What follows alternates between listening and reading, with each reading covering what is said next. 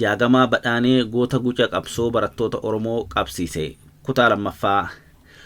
Gootichi Jaagamaa Badhaanee qaroo ijoollummaa isaarraa waa hubatu ilma saba isaaf ganamumarraa aantummaa guddaa agarsiisaa ture. Jaagamaan lafaa dhufa barumsa isaatti cimaa barataa hiriyootaa fi barsiisota isaa bira darbee hawaasa guutuun jaalatamu ilma haqa saba isaafis osoo falmuu karaatti citeedha. Goota hiriyoota isaa gurmeechee saba isaaf osoo falmee falmisiisuu lubbuu takkittee qabu ijoollummaa isaatti uummata Oromoof laatee dhaloota itti aanutti baallee qabsoo dabarsee kennuun ofii gara lafa dhugaatti deeme akka ta'e waliif kaasnee kutaa lammaffaa keessatti ammoo wareegama goota kanaa booda maaltu akka ta'e isinii dhiyeechuuf beellama qabannee gargar bahuun keenya ni yaadatama.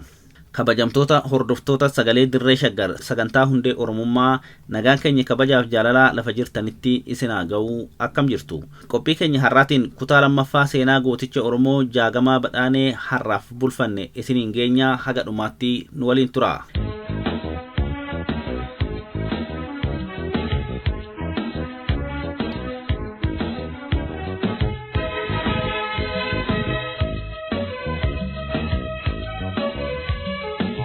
Erga Jaagamaan ajjeefameen booda marii sirna gaggeessaa isaaf malu jaallan qabsoo fi hiriyoota isaa waliin taasifame warquun akkasii yaadata.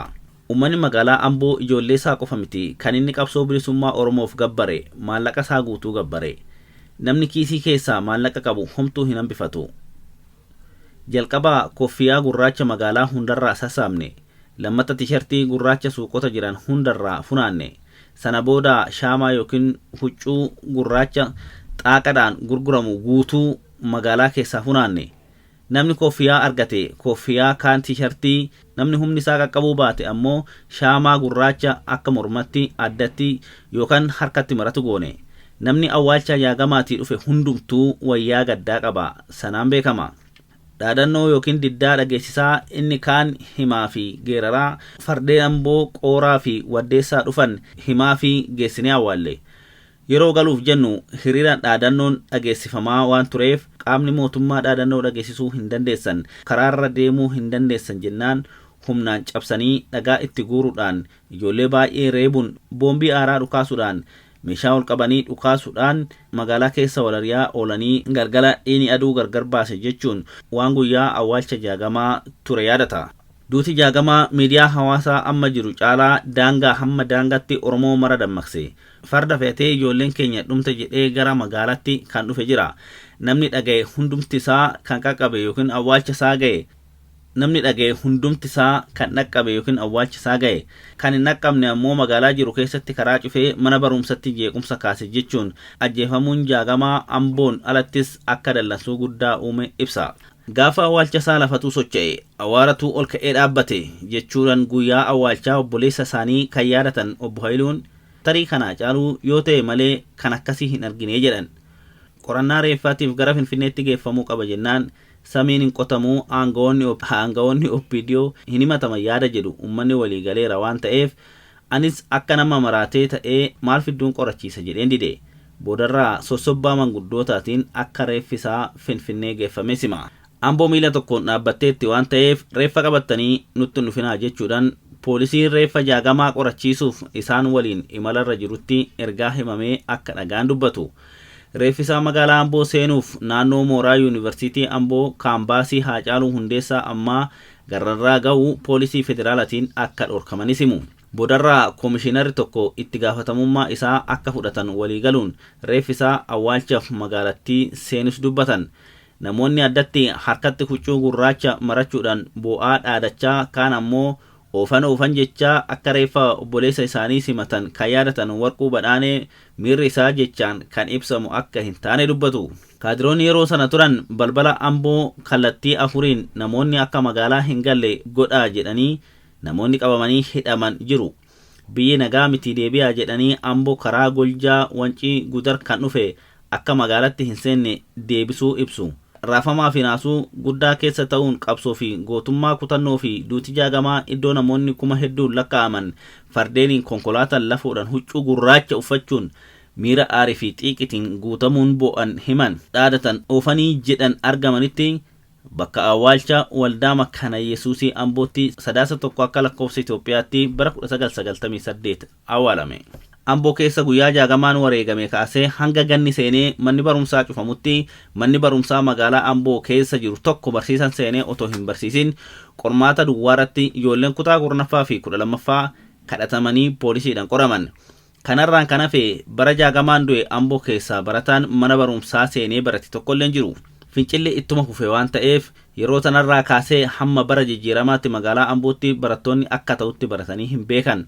Sana boodatti bakkee garaagaraatti fincilli barattootaa itti fufuu kan yaadatu Warquun duuti jaagamaa ajjeefamuu barattoota baay'eef sababa ta'e. Ijoolleen kutannoodhaan akka meeshaa kaasanii bosona dirree waraanaatti illee seenan godhe.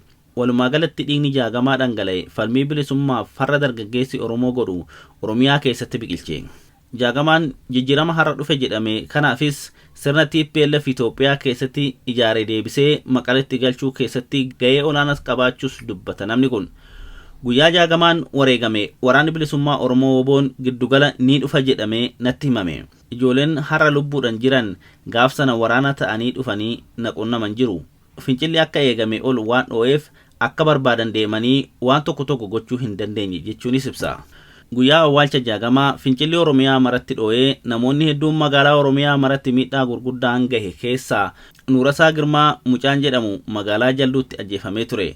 Nuurasaan abbaa isaatiif ilma tokkicha. Abbaan Nuurasaa obbo Girmaa isaanis naasuu du'a ilma isaaniitiin sammuun isaanii darbuun yookiin maraachuun ganna 18 ol rakkatanii otoo deebi'anii of hin barin du'aan addunyaa kanarraa boqotan jechuun yaadata Warquun.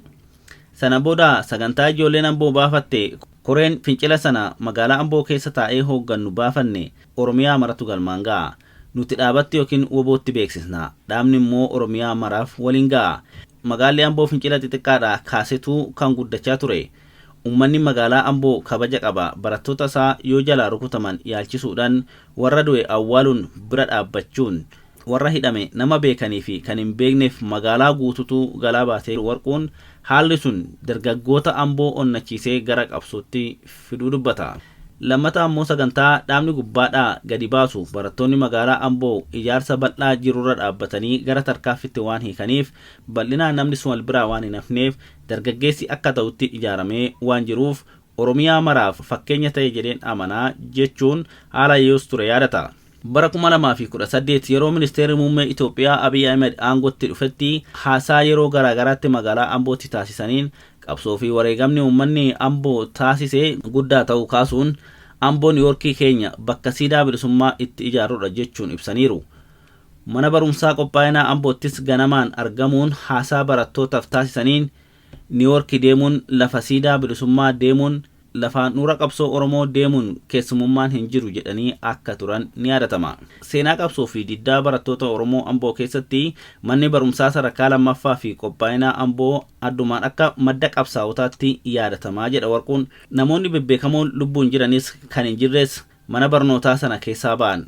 Garuu hamma isaaf malu yaadatamaa hin jiru jedhan.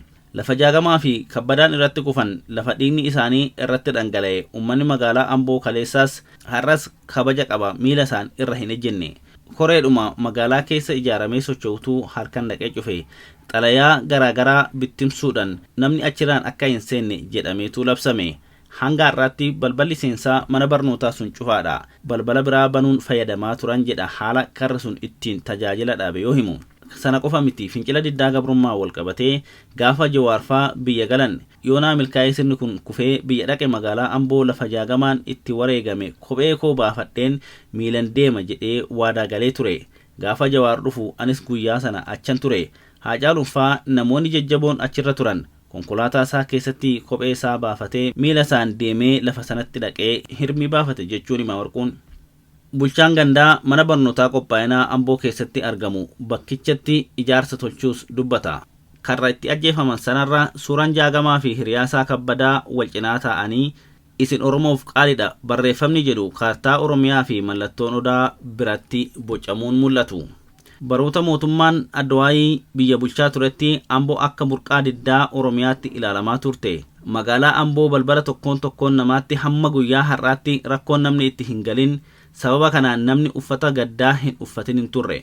Haa ta'u malee namni duuba deebi'ee dookumentii tokko hojjete namoonni hamma kanaa qabsoo barattoota Oromoo irratti sababa kanaaf ajjeefaman jedhee qoratee waan jiru natti hin fakkaatu jedha Warquun. bara TPLF biyya kana qabaterraa kaasee uummanni Amboo aarsaa inni kaffaleef bifa dookumantiitiin hojjetamee hin beeku. dhuunfaadhaan wanti xixiqqoon miidiyaa hawaasaarra kitaabota xixiqqoorra miidiyaalee irratti daqiiqaa 30 sa'aatii tokko wanti dubbatamu ni jira ta'a.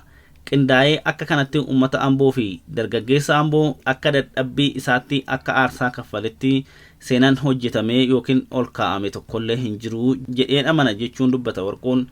Tarii namoonni kitaaba barreessan fuula tokko lama ni barreessu. Ani amma lubbuunan jira kitaaba maxxanfamne 10 ol irratti waa'ee koo barreesseeraa jedha. Obboleessi kiyya hanarratti miti kan du'e. Sochiin inni sochoose ammoo asii bahee gimbii Dambidolloo ga'e. Garuu yaadannoo isaa dhabuun akka isaan gaddisiisee himu Obbo Haayiluun. Bara sana ijoolleen mana barumsaa lagatanii gara bosonaatti baqatan. Baargamoo dheeraa muranii alaabaa adda bilisummaa Oromoo suuraa jaagamaa wajjin mirmirsuun gumaan jaagamaa badhaanee tasa badee hin hafu jechuun waraqaa barreessanii magaalaa keessa facaafamaa ture jedhan. Gimbiitti nama guddaa tokkotu natti hime jechuun ajjeefamuu obboleessa isaanii hordofee Oromiyaa keessatti diddaan akka dabale yaadatu obboleessi hangafaa kun. Abbaan kiyyaa fi haati kiyya waan qotee bulaa tokkoof malu wanti isaan dhaban hin jiru. Akka ummata isaatiif jedhee darbeetti qabsoo innii fi hiriyoonni isaa qabsaa'anitti ummata kana sagalee ta'e. Homaan jedhu wanta garaa nama tuqu wanta baay'eetu jira.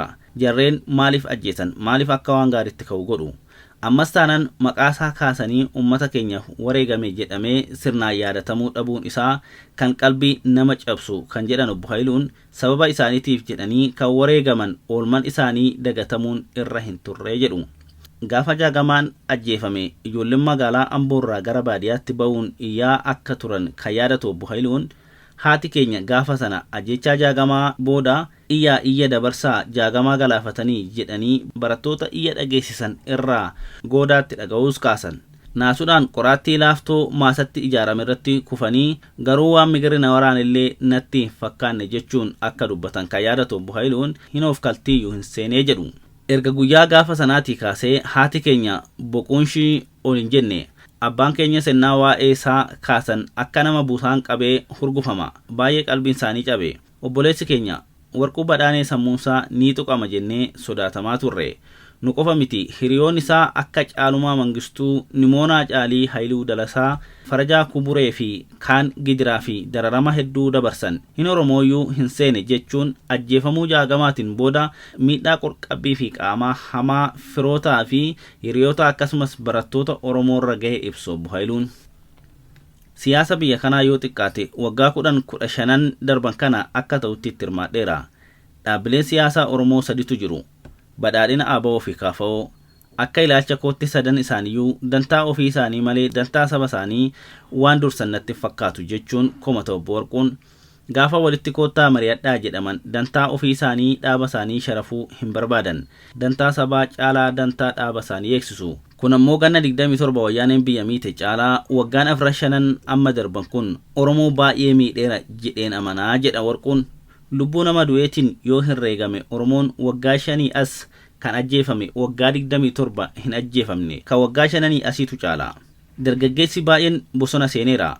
Gartokkeen ammoo KFO yookiin Koongireesii Federaalawaa Oromoo gartokkeen badhaadhina keessa jira. Gareen mooraa sadanuu jiru jedha. Haa ta'u malee ani jireenya koorraa kanan bare qabsaa nama dantaa saba isaa dursu nama faayidaa biyyaa dursuudha. Inni jalqabaa fedhii dantaa ofii awwaalanii irra darbanii kan dhaaba ofiis dhiisanii kan saba ofii dursuudha. Hiriyoota keenya baay'ee dhabneerra jechuun hiriyoota isaa baay'ee jaalatu rasaasaan dhabuu fi inni mataansaa eegumsa waaqatiin har'a ga'uu kaasa. Hiriyoonni isaa qabsoo kaleessaa hamaa fi gaarii waliin dabarsan dhaabilee siyaasaa Oromoo KFO ABO fi badhaadhina keessa jiraachuu kan kaasu Warquun meeshaa kaasanii bosona kan seenanis jiraachuu dubbata. Hundumti isaanii yoo saba kanaaf yoo biyya kanaaf jedhan dantaa ofii isaanii dhaaba isaaniirra darbanii dantaa biyya isaanii dursanii yoo danda'ame dibaabee tokko jalatti wal arguu qabu. Kanaaf immoo haala mijeessuu kan qabu mootummaadha. Mootummaan akka afaan hin dubbatu osoo hin taane gochaan balbala isaa banee agarsiisutu irra jiraata jechuunis dhaama Obbo Warquun.